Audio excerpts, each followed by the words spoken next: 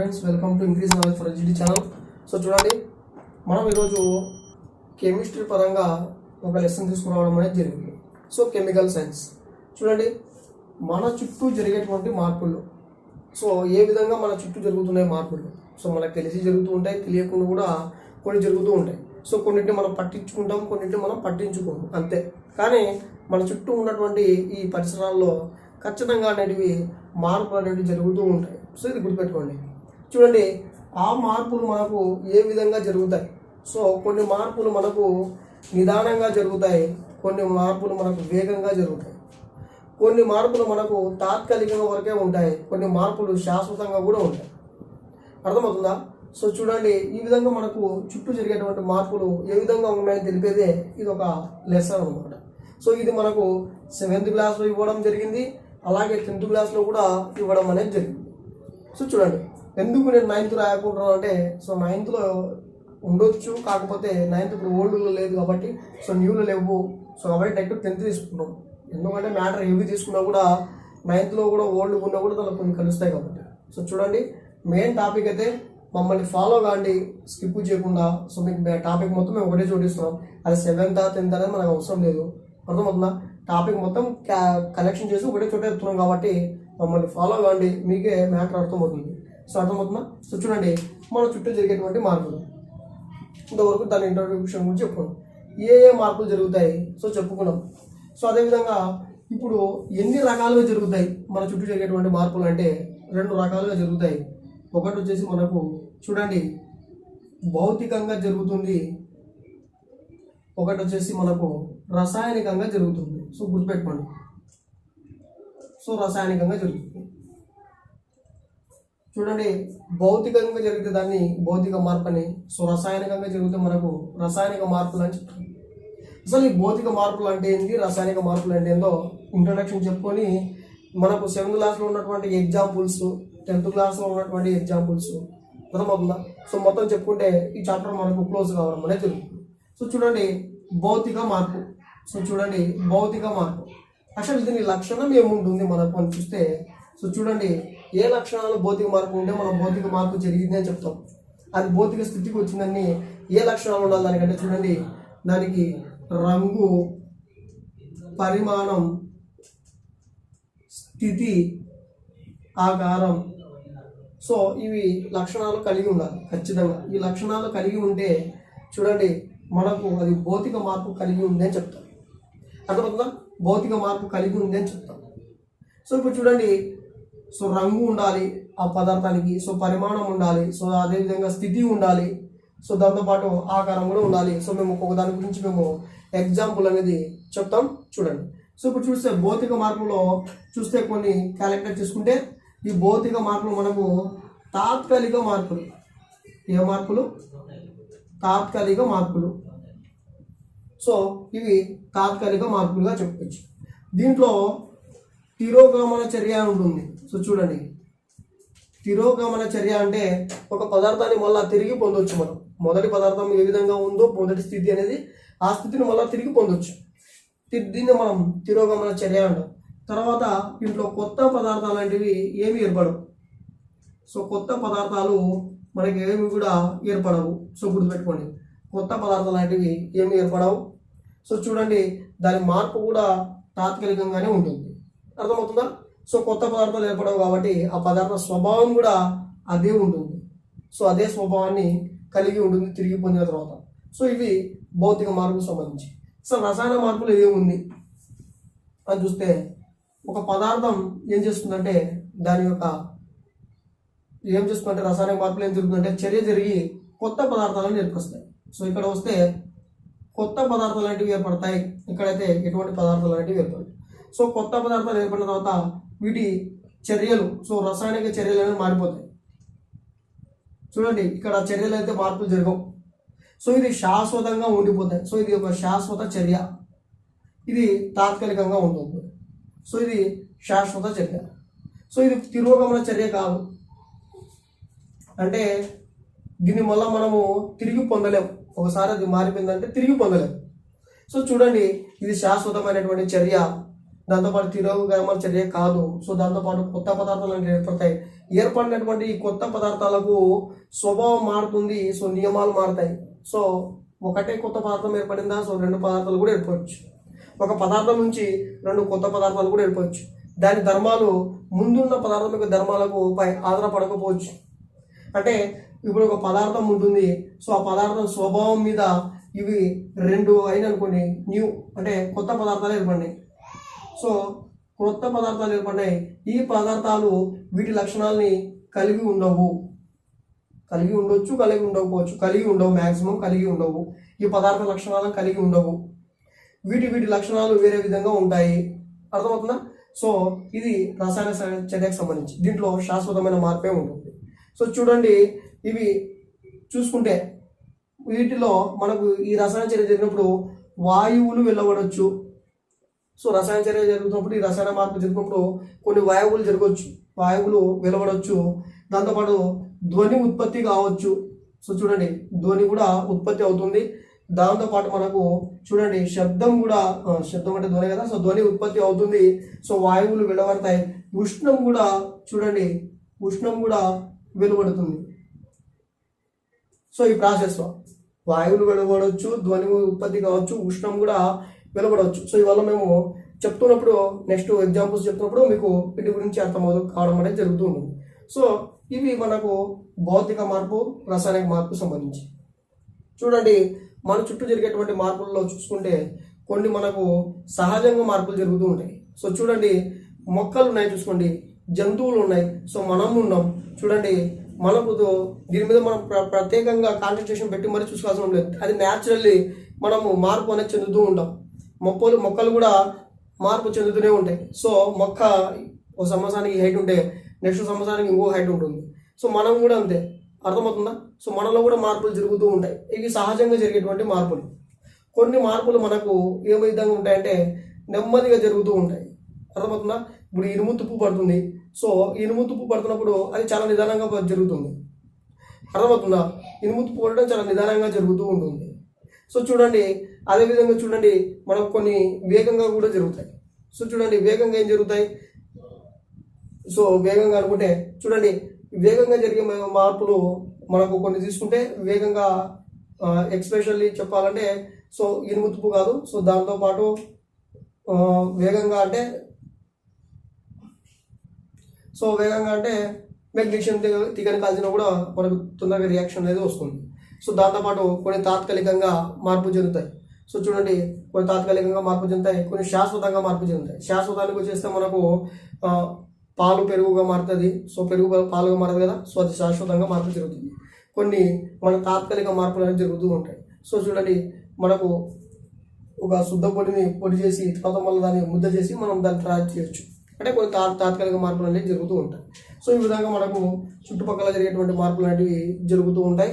So కాబట్టి చూడండి, ఈ భౌతిక మార్పులు, రసాయన మార్పులు మనకు మెయిన్ ఇంపార్టెంట్ 7th క్లాస్లో ఇవ్వడం అనేది జరిగింది. ఇప్పుడు చూసుకుంటే మనకు ఒక్కొక్క దాని గురించి ఎగ్జాంపుల్తో సహా మనం ఏం చేయాలంటే డిస్కషన్ చేయాలి. ఎగ్జాంపుల్తో సహా డిస్కషన్ చేయాల్సి ఉంటుంది. చూడండి, భౌతిక మార్పు గురించి, రసాయనిక మార్పు గురించి. సో ఇప్పుడు చూసుకుంటే ఫస్ట్ భౌతిక మార్పు తీసుకున్నాం. సో ఫస్ట్ భౌతిక మార్పు ఎగ్జాంపుల్స్ మన టెక్స్ట్ బుక్లో ఏమున్నాయి అని చూసుకుందాం. సో ఇది ఒక భౌతిక మార్పు గురించి.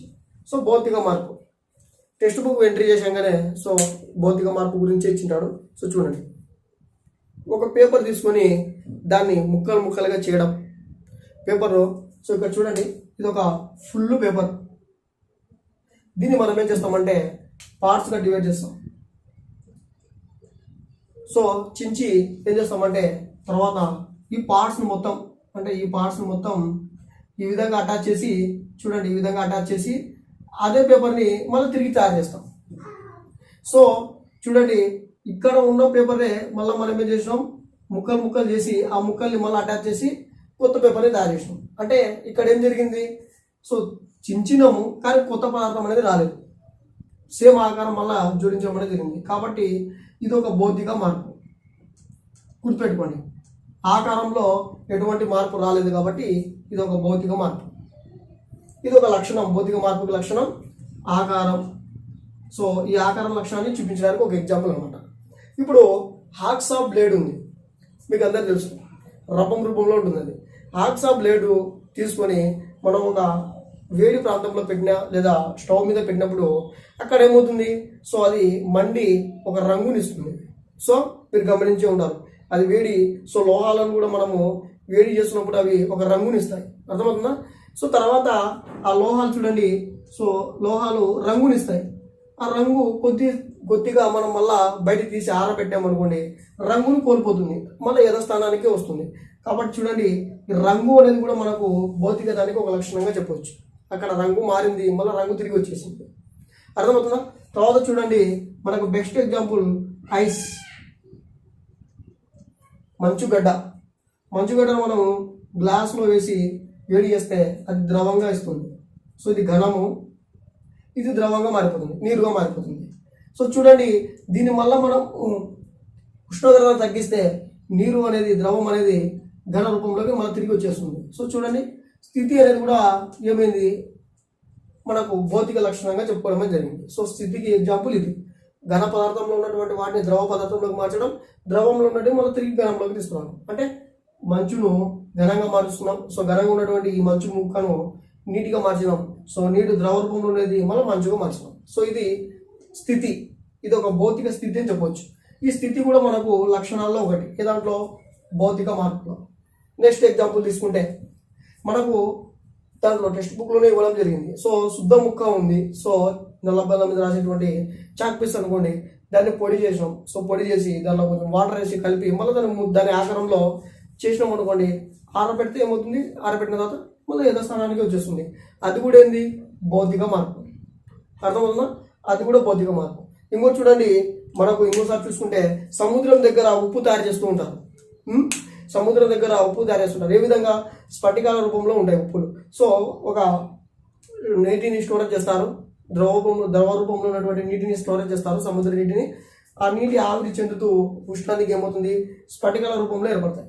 అంటే మనకు ఘన పదార్థంగా ఏర్పడుతుంది. సో అది ముక్కలు అవడం వల్ల మన స్ఫటిక రూపంలో వస్తుందని చెప్తాం, అర్థమవుతుందా? తిరిగి ఆ ఉప్పుని మనం ఏం చేస్తాం, నీటిగా చేస్తే మళ్ళీ వస్తుంది, ద్రవ రూపంలోకి వస్తుంది. కాబట్టి ఆ ఉప్పు స్ఫటికీకరణలు కూడా మనకు ఏ విధంగా వస్తాయి, భౌతిక మార్పు కిందికి రావడం అనేది జరుగుతుంది. సో అది కూడా గుర్తుపెట్టుకోండి, అర్థమవుతుందా? సో ఈ విధంగా మనకు చాలా రకాల భౌతిక మార్పులు అనేది మనకు ఇవ్వడం అనేది జరిగింది, అర్థమవుతుందా? సో ఇవి మన టెక్స్ట్ బుక్లో ఉన్నటువంటి ఎగ్జాంపుల్స్, కొన్ని భౌతిక మార్పుకు ఉన్నటువంటి ఎగ్జాంపుల్స్. రసాయన మార్పు దగ్గరికి వస్తే, సో చూడండి, రాసాయనిక మార్పు. సో చూడండి, రాసాయనిక మార్పు కావాలి మనకు. సో రసాయనిక మార్పు కావాలి కాబట్టి, సో రసాయన మార్పు అంటే మీకు తెలుసు, ఆ లక్షణాలు కూడా నేను చెప్పడం జరిగింది. సో కొత్త పదార్థాలు అంటే ఏర్పడాలి, ఒకటి లేదా ఎక్కువ కొత్త పదార్థాలు ఏర్పడాలి. దాంతోపాటు దానికి ఉన్నటువంటి లక్షణాలు ఉండొచ్చు, ఉండకపోవచ్చు, కొత్త దానికి ఏర్పడిన దానికి. దాంతోపాటు వాయువులు వెలువడవచ్చు, ఉష్ణం వెలువడవచ్చు, దాంతోపాటు శబ్దాలు వెలువడవచ్చు అని చెప్పినా కూడా నేను. సో చూడండి, రసాయనిక మార్పు. సో చూడండి, రసాయనిక మార్పుకి ఎగ్జాంపుల్ తీసుకుంటే మెగ్నీషియం తీగ గురించి ఇవ్వడం అనేది జరిగింది. సో మెగ్నీషియం పట్టి లేదా తీగ. సో చూడండి, మెగ్నీషియం తీగని తీసుకున్నాడు, దాన్ని ఏదో గర్భకాయంతో రుద్దండి అని చెప్పాడు. సో దాని ప్రయోగంలో ఉంది. సో ఈ మెగ్నీషియం తీగను తీసుకొని ఒక దీపంతో అంటించినప్పుడు, మనకేమవుతుందంటే చూడండి, ఈ మెగ్నీషియం తీగ అనేది కాలడం అనేది జరుగుతుంది. అప్పుడు మనకు బూడిద అనేది ఏర్పడుతుంది. సో చూడండి, ఈ బూడిదను ఉపయోగించి మనం మెగ్నీషియం తీగ మనం తయారు చేయవచ్చు అంటే తయారు చేయలేం. కాబట్టి ఇది మనకు ఒక రసాయనిక చర్య. ఇంకా కెమికల్ పరంగా మనం ఇన్వాల్వ్ అయితే అసలు ఇక్కడ ఏం జరిగిందంటే చూడండి, మెగ్నీషియం ఉంది. సో ఈ మెగ్నీషియము గాలిలో ఉన్నటువంటి ఆక్సిజన్ని తీసుకుంది. సో ఆక్సిజన్ తీసుకొని మనకు మెగ్నీషియం ఆక్సైడ్గా మారిపోయింది, అంతే కదా ఇక్కడ జరిగింది. సో మెగ్నీషియం ఆక్సైడ్గా మనకు మార్పు చెందడం అనేది జరిగింది. సో మెగ్నీషియం ఆక్సైడ్ అనేది బూడిద రూపంలో వచ్చేసింది. సో చూడండి, దీన్ని మనము రసాయనిక చర్య అంటాం. దీన్ని మళ్ళీ తిరిగి మెగ్నీషియం తీగగా మనం మార్చలేము, ఇది ఒక రసాయనిక చర్య. సో ఇంకొక కొంచెం డెప్త్ ఇచ్చాడు, ఏమిచ్చాడంటే దీనికే సరే మనం వాటర్ని కలుపుదాం, సో నీటిని కలిపి ఏమవుతుందో చూద్దామని చెప్పేసి అడిగాడు. సో చూడండి, ఈ మెగ్నీషియం ఆక్సైడ్కి నీటిని కలిపితే ఏమవుతుంది, మెగ్నీషియం హైడ్రాక్సైడ్ అనేది ఏర్పడుతుంది, OH అనేది వస్తుంది, మెగ్నీషియం హైడ్రాక్సైడ్ అనేది వస్తుంది. ఇది ఒక క్షార లక్షణం. చూడండి ఇది ఒక క్షార లక్షణం. అర్థమవుతుందా? చూడండి ఇక్కడ ఉన్నటువంటి మెగ్నీషియం ఆక్సిజన్తో సో మనం అంటించినప్పుడు ఆక్సిజన్తో చర్య జరిపి మెగ్నీషియం ఆక్సైడ్గా ఏర్పడుతుంది. సో దీన్ని మనం రసాయనిక చర్యగా తీసుకుంటాం. చూడండి ఈ విధంగా ఏర్పడినటువంటి మెగ్నీషియం ఆక్సైడ్కి నీటిని కలిపినప్పుడు సో చూడండి మనకు మెగ్నీషియం హైడ్రాక్సైడ్ అనేది ఏర్పడుతుంది. MgOH ఏర్పడుతుంది. మెగ్నీషియం హైడ్రాక్సైడ్ అనేది ఏర్పడుతుంది. ఇది ఒక క్షారం. అర్థమవుతుందా? ఇది ఒక క్షారం. సో ఈ విధంగా ఏర్పడినటువంటి పదార్థాలు మనకు ఒకే లక్షణాన్ని ఇవ్వాలి. సో ఒకే దానికి సంబంధించినటువంటి మార్పు రావాలనేది ఎటువంటిది ఏం లేదు. సో చూడండి రసాయన మార్పులో ఒకటి కంటే ఎక్కువ పదార్థాలు ఏర్పడవచ్చు. దాని ధర్మాలు కూడా దీనికి ఉండేటివి దీనికి ఉండాల్సిన అవసరం అనేది ఎటువంటిది లేదు. సో చూడండి ఇది ఎగ్జాంపుల్ మెగ్నీషియం తీగ మన టెక్స్ట్ బుక్లో ఇవ్వడం జరిగింది. సో దాంతోపాటు నెక్స్ట్ ఎగ్జాంపుల్ చూసుకుందాం రసాయన మార్పు కిందికి. సో నెక్స్ట్ ఎగ్జాంపుల్ చూసుకుంటే కాపర్ సల్ఫేట్ సంబంధించి. సో చూడండి కాపర్ సల్ఫేట్ గురించి ఇవ్వడం అనేది జరిగింది. సో కాపర్ సల్ఫేట్ గురించి ఇవ్వడం అనేది జరిగింది. సో చూడండి కాపర్ సల్ఫేట్. సో వాడు కాపర్ సల్ఫేట్ తీసుకున్నాడు. సో ఇది ఏ రంగులో ఉంటుందంటే నీలంలో ఉంటుంది కాపర్ సల్ఫేట్. ఈ నీలంలో కంటే ఫస్ట్ ఇది నీలి తోత రంగులో ఉంటుంది అని చెప్పొచ్చు. ఈ నీలి తోత రంగులో ఉన్నటువంటి కాపర్ సల్ఫేట్కి వాడేం చేశాడంటే సజల H2SO4 అంటే సల్ఫ్యూరిక్ ఆమ్లాన్ని కలిపాడు. సో చూడండి సజల సల్ఫ్యూరిక్ ఆమ్లాన్ని కాపర్ సల్ఫేట్కి కలపడం ద్వారా అప్పుడు అది పూర్తిగా నీలం రంగులోకి మారడం అనేది జరిగింది. సో ఈ విధంగా మనకు టెక్స్ట్ బుక్లో కూడా 2 పాత్రలు ఇచ్చింటాడు. సో చూసుకుంటే ఒక దాంట్లో కాపర్ సల్ఫేట్ ఉంటుంది. సో నీలి రంగాన్ని ఇచ్చింటాడు వాడే. అర్థమవుతుందా? సో ఇంకో గాజు ఇచ్చింటాడు. సో చూసుకుంటే అందులో కూడా ఒక ద్రవం ఉంటుంది. సో చూడండి కాపర్ సల్ఫేట్ తీసుకున్నాడు. సో కాపర్ సల్ఫేట్ తీసుకున్న తర్వాత దానికి సజల H2SO4ని కలపడం జరిగింది. అది పూర్తిగా నీలి రంగులోకి మారిపోవడం జరిగింది. ఈ నీలి రంగులో ఉన్నటువంటి కాపర్ సల్ఫేట్కి మనకి ఏం చేశాడంటే షేవింగ్ బ్లేడ్ ఉంటుంది చూసారా. సో షేవింగ్ బ్లేడ్ సో అది తీసుకొచ్చి ఇందులో వేయడం అనేది జరిగింది. అర్థమవుతుందా? ఇందులో వేసినప్పుడు ఇక్కడ ఏం జరిగిందంటే ఈ కాపర్ సల్ఫేట్కి ఈ షేవింగ్ బ్లేడ్కి మధ్యలో ఏం జరిగిందంటే కెమికల్ రియాక్షన్ అనేది జరిగింది. రియాక్షన్ అనేది జరిగి ఏమైందంటే ఇక్కడ నీలి రంగులో ఉన్నటువంటి ఈ పదార్థం మనకు ఇక్కడికి వచ్చేసరికి ఆకుపచ్చ రంగులోకి మారిపోయింది. చూడండి ఆకుపచ్చ రంగులోకి మారిపోవడం అనేది జరిగింది. దీనికి గల కారణం ఇక్కడ రియాక్షన్ జరగడం వల్ల. సో ఆకుపచ్చ రంగులో మారి ఇది ఫెర్రస్ సల్ఫేట్గా మారిపోయింది. ఏ విధంగా మారిపోయింది? ఫెర్రస్ సల్ఫేట్గా మారిపోయింది. యాక్చువల్లీ ఇది నీలి రంగు కాపర్ సల్ఫేట్, కానీ ఈ బ్లేడ్ వేయడం వల్ల మనకు ఫెర్రస్ సల్ఫేట్ ఆకుపచ్చ రంగులోకి మారడం జరిగింది. ఇది ఒక కెమికల్ రియాక్షన్. తిరిగి మనము కాపర్ సల్ఫేట్ దీని నుంచి మనము తయారు చేయలేము. ఇది ఒక శాశ్వతమైనటువంటి ప్రక్రియ. సో గుర్తుపెట్టుకోండి ఇక్కడ ఏం జరిగింది ఈ రియాక్షన్లో చూసుకుంటే కాపర్ సల్ఫేట్ ఉందండి. కాపర్ సల్ఫేట్ ఉంది. సో దాన్ని మనము ఇనుము షేవింగ్ బ్లేడ్ ఇనుమును పెట్టేశాం. సో చూడండి ఇనుమును పెట్టేశాం. పెడితే ఇవి రెండు ఏం చేసినాయి? రియాక్షన్ జరిగినాయి. ఇవి రెండు రియాక్షన్ జరిగి మనకు ఈ ఇనుము అనేది చూడండి సల్ఫేట్తో మిక్స్ అయిపోయింది. సో దీన్ని మనం ఏమంటాం? ఫెర్రస్ సల్ఫేట్ అంటాం. ఎందుకు ఇనుము సల్ఫేట్ అని చెప్పాం కాబట్టి ఫెర్రస్ సల్ఫేట్ అంటాం. ఇంకా మిగిలినటువంటి కాపర్ ఏమైంది? బయటకు వచ్చేసింది. ఇది ఏ రంగులో ఉంటుంది? గోధుమ రంగులో ఉంటుంది కాపర్. అర్థమవుతుందా? ఈ గోధుమ రంగు కాపర్ మనకు బయటికి రావడం అనేది జరిగింది. సో చూడండి ఈ విధంగా మనకు కెమికల్ రియాక్షన్ లాంటివి జరుగుతూ ఉంటాయి రసాయనిక మార్పులో. ఇది మనకు ఇంకొక ఎగ్జాంపుల్గా మనకు 7th క్లాస్ టెక్స్ట్ బుక్లో కూడా ఇవ్వడం అనేది జరిగింది. అర్థమవుతుందా? సో గుర్తుపెట్టుకోండి. నెక్స్ట్ ఎగ్జాంపుల్ తీసుకుంటే సో చూడండి రసాయన మార్పుకి ఎన్ని ఎగ్జాంపుల్ ఇచ్చినాడు. సో ఎగ్జాంపుల్ నుంచి కూడా ఇస్తారండి. మ్యాక్సిమం కెమికల్ రియాక్షన్ల గురించి కూడా మనకు ఎగ్జాంపుల్ పరంగా రావడం అనేది జరుగుతూ ఉంటాయి ఎగ్జామ్లో. సో గుర్తుపెట్టుకోండి. సో రసాయన మార్పులు ఇంకొక ఎగ్జాంపుల్ వచ్చేసి మనం చూసుకుంటే సో మనకు ఎసిటిక్ ఆమ్లం ఉంది. ఇది వెనిగర్లో ఉంటుంది. సో చూడండి వెనిగర్లో ఉంటుంది ఎసిటిక్ ఆమ్లం అనేది. సో ఎసిటిక్ ఆమ్లం వెనిగర్లో ఉంటుంది. సో చూడండి దీనికి baking soda, sodium hydrogen carbonate sodium hydrogen కార్బోనేట్ని మనం బేకింగ్ సోడాగా చెప్పుకుంటాం. సో చూడండి ఈ ఎసిటిక్ ఆమ్లానికి బేకింగ్ సోడాకి మధ్య రియాక్షన్ జరిగినప్పుడు మనకు ఏం ఏర్పడుతుందంటే CO2 అనేది ఉత్పత్తి అవుతుంది. ఏం ఉత్పత్తి అవుతుంది? CO2 ఉత్పత్తి అవుతుంది. దాంతోపాటు కొంచెం శక్తి అనేది విడుదల అవుతుంది. అర్థమవుతుందా? ఇది కూడా మనకు టెక్స్ట్ బుక్లో ఇవ్వడం అనేది జరిగింది. సో చూడండి, ఈ విధంగా ఏర్పడినటువంటి CO2 ఈ రియాక్షన్ని మళ్ళీ వాడు సపరేట్ తీసుకొని చూడండి, ఇప్పుడు ఇది ఒక పదార్థం అనేది ఏర్పడింది. ఇది ఒక పదార్థం, ఇది ఒక కొత్త పదార్థం. సో ఈ రెండు రియాక్షన్ వల్ల ఏర్పడినటువంటి కొత్త పదార్థం, ఇది ఒక రసాయనిక మార్పు. మనకు రసాయనిక మార్పు అనేది ఒక పదార్థంగా ఏర్పడవచ్చు, ఒకటి కంటే ఎక్కువ పదార్థాలు కూడా ఏర్పడవచ్చు. ఏర్పడినటువంటి పదార్థాలను ఉపయోగించుకొని కొత్త పదార్థాలు కూడా ఏర్పడవచ్చు. ఇదే నేను ఇంట్రొడక్షన్ చెప్తున్నా. ఇప్పుడు ఇక్కడ CO2 అనేది ఏర్పడింది, ఇది ఒక కొత్త పదార్థం. ఈ CO2ను వాడేం చేశాడంటే ఇది ఇంకోటి ఏమైనా రియాక్షన్ జరుగుతుందా అని చెప్పేసి కాల్షియం కార్బోనేట్, సో సున్నపు రాయి, సో సున్నపు రాయిలోకి దీన్ని పంపించడం అనేది జరిగింది. దీనే సున్నపు రాయిలో మనం ఏం చేస్తామంటే నీటిని కలుపుతాం. నీటిని కలిపినప్పుడు అదేమవుతుంది, సున్నపు తేట అవుతుంది. దాన్ని ద్రవ రూపంలోకి మార్చాం, సున్నపు తేట అని అవుతుంది. సో చూడండి, ఈ విధంగా ఉన్నటువంటి సున్నపు తేటలోకి మనకి ఈ విధంగా పరికరాలను ఇచ్చి, సో చూడండి ఈ విధంగా టెక్స్ట్ బుక్లో కూడా ఉంటుంది. సో చూడండి, ఈ విధంగా పరికరాలను ఇచ్చి మనకు ఇక్కడ ఇవ్వడం అనేది జరిగింది రియాక్షన్. సో ఈ విధంగా ఉంటుంది, బొమ్మ కూడా చూసుకోండి. సో ఇక్కడ మనకు ఇక్కడ ద్రవ రూపంలో ఉన్నటువంటి కార్బన్ ఈ రెండు రియాక్షన్లు జరిగి, సో ఏవి ఎసిటిక్ బేకింగ్ సోడా ఇవి రెండు కలిపి రియాక్షన్ జరిగినవి. ఇందులో నుంచి వెలువడినటువంటి వాయువులు ఏమవుతాయి, సో ఈతల పక్కకు వచ్చేస్తాయి. ఈతల పక్కకు వచ్చేసినప్పుడు ఇక్కడ మనకి ఏముంటుంది, సున్నపు తేట అనేది ఉంటుంది. సో చూడండి సున్నపు తేట. సో చూడండి, ఈ సున్నపు తేటను ఈ విడుదలైనటువంటి వాయువులు ఏం చేస్తాయంటే తెల్లని పదార్థంగా మారుస్తాయి. కాబట్టి మనకి సున్నపు తేట తెల్లగా మార్చేటువంటి వాయువును మనం ఏమంటామంటే కార్బన్ డైఆక్సైడ్ అంటాం.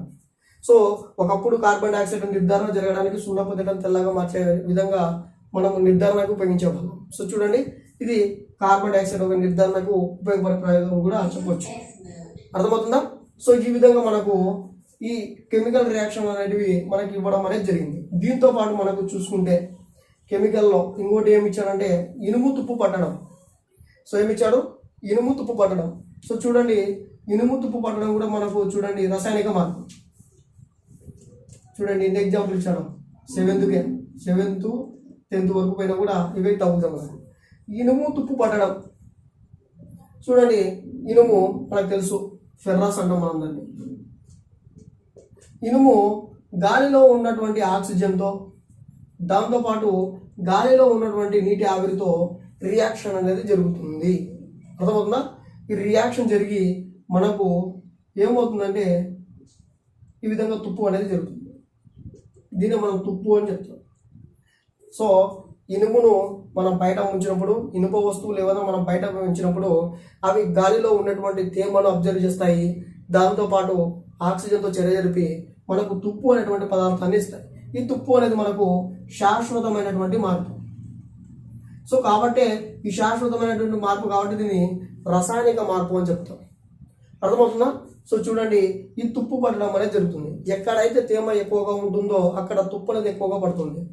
సో అర్థం చేసుకోండి. సో తేమ అనేది ఎక్కువ ఉంటే ఇనుము ఎక్కువగా తుప్పు పట్టడం జరుగుతుంది. సో ఇనుము తుప్పు పట్టడం కూడా మనకు రసాయనిక మార్పుగా చెప్పవచ్చు. అదేవిధంగా మనకు జీర్ణక్రియ ఉంది. సో చూడండి, మన జీర్ణక్రియ కూడా చూడండి మనకు రసాయనిక మార్పుగా చెప్పవచ్చు. సో కొన్ని రకాల కెమికల్స్ అనేటివి జీర్ణక్రియలు చెప్పడం జరిగింది.